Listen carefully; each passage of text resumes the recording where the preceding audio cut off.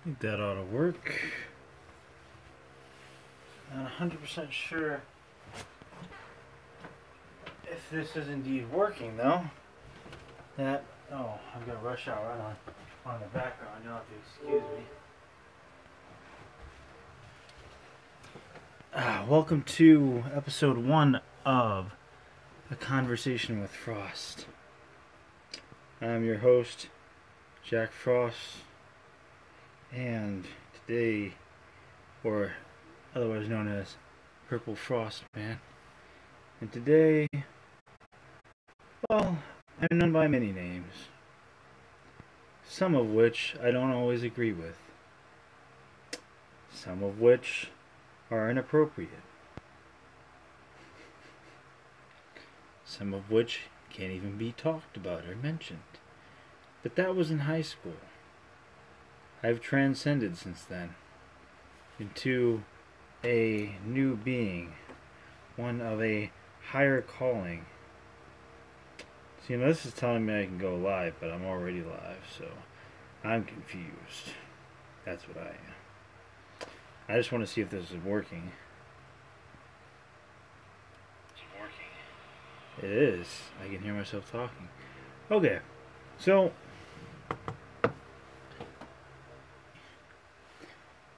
basically, what this podcast is about, or show is about life. It's about games. It's about life with games. It's about the past. It's about the present. It's about the future. It's about whatever I come up with and decide I want to talk about. Once or twice a week. Used to have a podcast called Spookscast, which was derivative of R.L. Spooks, which was derivative of R.L. Stein. And it was about, we talk about Disney World, we talk about Goosebumps, we talk about whatever we felt like talking about. But that was when I had a co-host. And now I don't have a co-host. Actually, I have very few friends.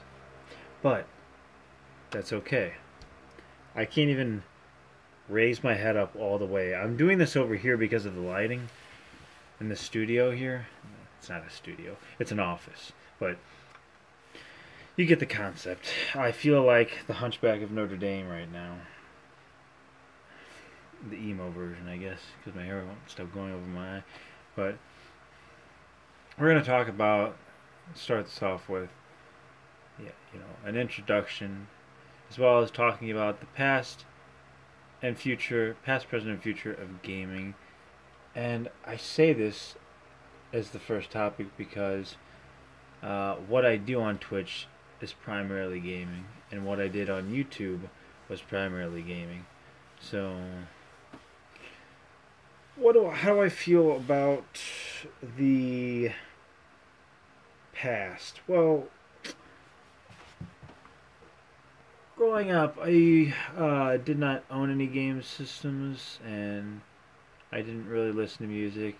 I was almost as detached from reality as I am now, and back then, I would play the regular Nintendo.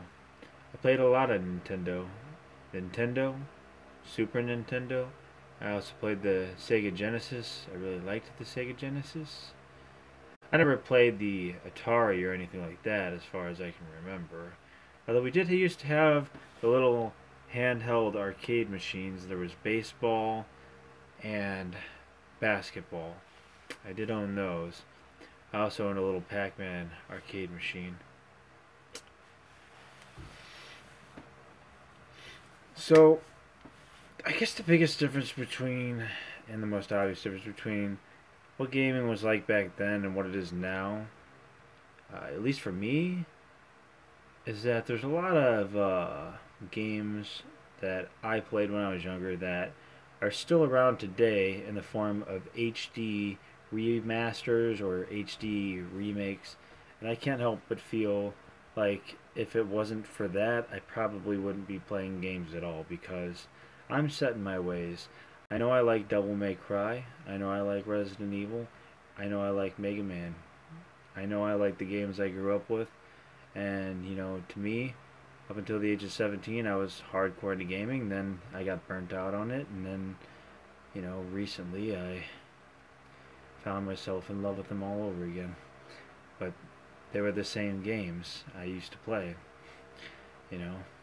And I played Devil May Cry on PS2, played it on PS3, played it on 360. But I never got in depth with it like I do now. I never did speed runs. I certainly never thought I would be capable of doing speed runs. I never did completionist play runs. I never did fun runs. I was never able to beat the game in an hour and a half. It was always like a 6 to 8 hour, you know, minimum process for me. Because a lot of times with games I get distracted. And now they've got these new games coming out that are so futuristic, you know. But here's the thing: I appreciate each and every game as an individual game. I don't compare it really to all the other games. I think that a new next gen current games graphics can be just as beautiful as an HD remake of an original game's graphics because to me, like, I'm looking at the stones on the walls and I'm looking at the floors and I'm like, and the water and the lighting, and I'm like, this is really detailed. And then I go on to like a new release on the PS4 and I'm like, PS4 Pro, which is what I have, and I'm like, wow, this is really good, this is really detailed, but I'll have like the same reaction. So it's really not a whole lot different for me when I play a last gen gaming game. I still have a PS3, by the way. Uh, so technically, I have 3 Blu-ray players and no Blu-rays. I bought the It movies. I bought the original It, which I watched, and I watched part 2, and then I watched almost all of part 1, which I have already seen in theaters, but that was a while back. But I haven't seen part 2. I didn't hear good things about it, but there are a couple scenes I watched that look pretty promising. Um, so I'm definitely looking forward to watching it, but this doesn't have anything to do with gaming, and neither. But this was just gonna talk, you know. I want to get into something very important, and that is purchasing the license to play a digital copy of a game. See, back then we had physical copies, but now we have these things called digital downloads, which are great, and they're cheap and affordable, and you can play all the games you want on demand, but there's just one problem. If you go 7 days without connecting to PlayStation Network, you lose access to all of your games, which means you can't play them. So if you move somewhere or go somewhere and you don't have Wi-Fi, you're screwed. Just screwed. How is this acceptable? I have no clue, you know. Because the game is downloaded to your console, so you should be able to play it. You shouldn't need PlayStation Plus, but you do. And they recently put out an update today, update 8.0, and me and my friends were trying to play games. We were trying to play Rocket League, and we were trying to do all sorts of things, and we were having a lot of trouble just getting into a party, and, the PS home menu, thumbnails weren't loading properly, friends list wasn't loading. So what is going on with the future of gaming? What's going on with the current situation with gaming? Is this some latched effort to provide more replayability to the PlayStation before, the PS5 comes out? I mean, because this update is terrible. But I guess it's just something they're trying on the PS4 as sort of like a test dummy before the PlayStation 5 comes out. Because the rules and regulations are going to be updated and they're going to be different and all that. And I don't know what's going on with my hair, but it's nuts. But, oh my gosh, how many updates? Alright, so This is really terrible. I'm sitting on a bar stool too, so this doesn't help with this current situation that's going on right now. I can't move this. Seriously, every time I move this out of the way, it just goes right back. I was born emo. I came out of my mother like this, with this long hair over my eye. You know, Prince Zuko. Okay. Anyway, how do I feel about the past? I feel like in the past, I played games with my friend in the basement all the time. I grew up playing games and I always loved them. Um,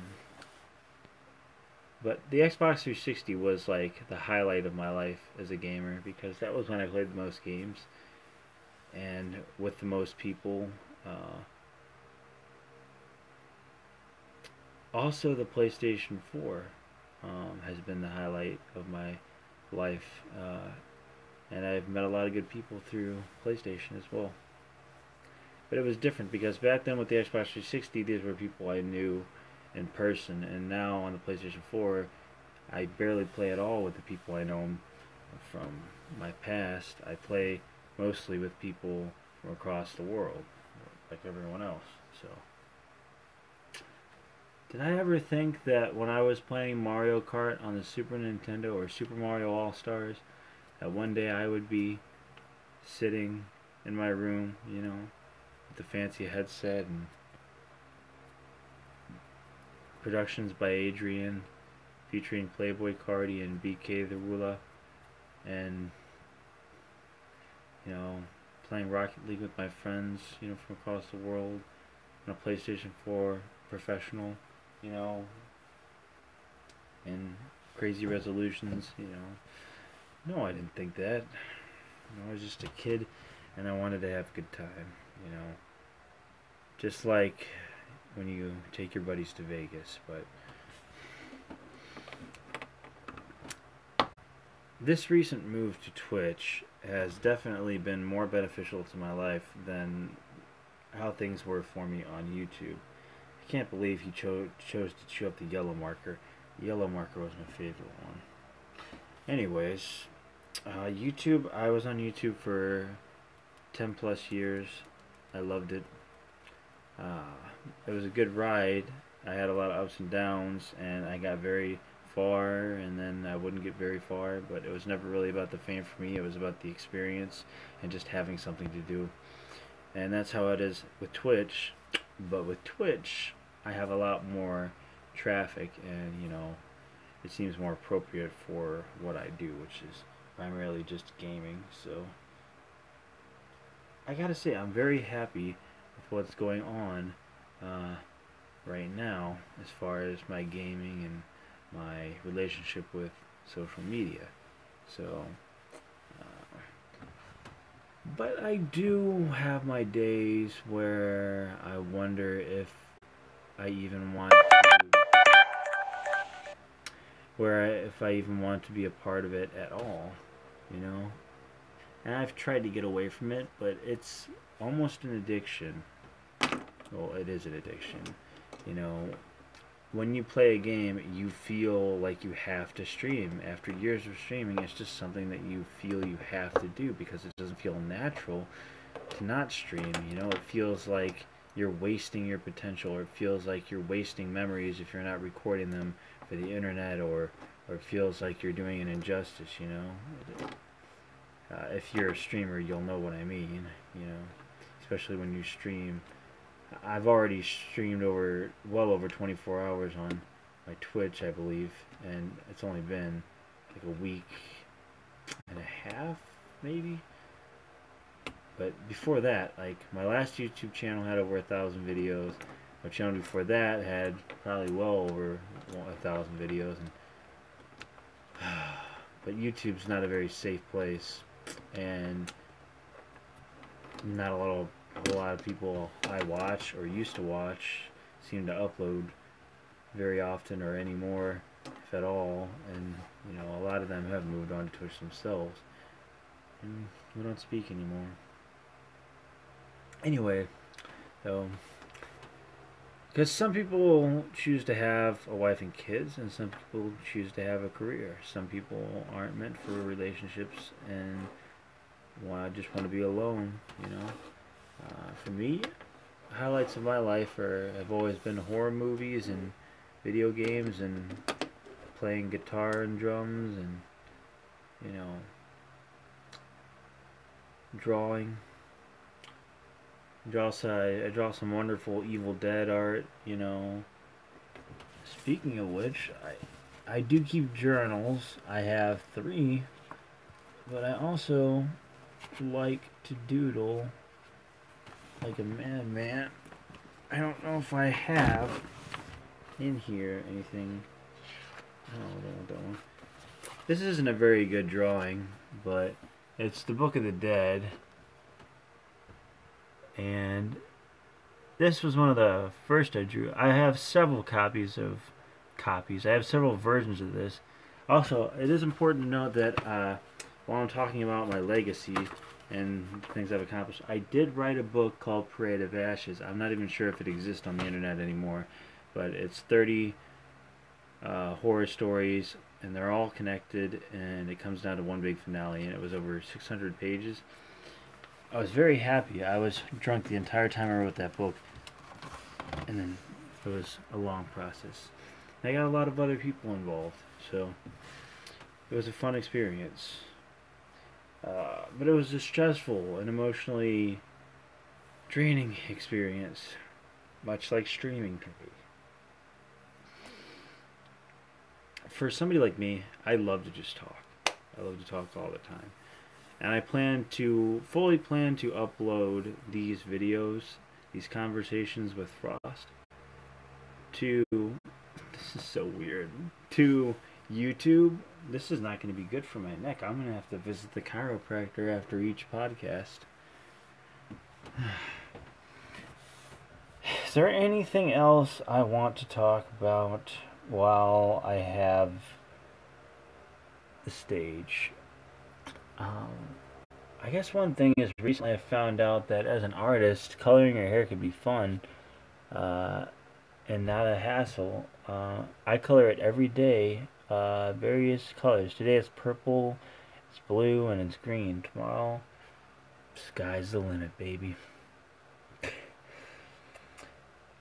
In closing, will I get the PlayStation 5 or the Xbox Series S? I will get whichever I can afford. That is the question. If anything at all. Because to me, I see the PlayStation 4 as an opportunity to, stay in one place that I'm comfortable with, and be able to afford all the games I want at an affordable price, once the PS5 comes out and the PlayStation 4 prices drop. Hopefully that happens. I mean, that's the natural order. Out with the old and with the new. I remember when I used to find Devil May Cry for like $2 at the store. I owned a lot of copies, and now I own no copies. So I do have my PS3 games though, but those were a gift from a good friend. As was the PS3. I also have my Xbox 360. That's irrelevant because I don't have the power brick. Funny story actually. I ordered an Xbox One power brick by accident, and you can't fit it in because there's like a middle part in between. And so I took a saw or like a knife or something, and I cut that middle part out. I learned how to take the entire Xbox 360 apart and put it back together, trying to get this thing to work. And I still couldn't get it to work. I don't know, maybe GameStop sells the power bricks, but I'm not really concerned with it right now because all I play is PS4 anyways, and if something happened, I could play the PS3. I guess I never really thought about that, but I would rather just play my PS4, because that's where Devil May Cry is, and Devil May Cry is my favorite game series. It always will be. And my favorite game is BioShock, but I've been struggling with if I feel that is my favorite game or if I feel Vampire is my favorite game. Anyways, this has been a conversation with Frost. I hope you all enjoyed. I don't really have a whole lot else to talk about other than the fact that I look forward to doing this as much as possible, just to sort of talk. I mean, my therapist can't do all the work, you know.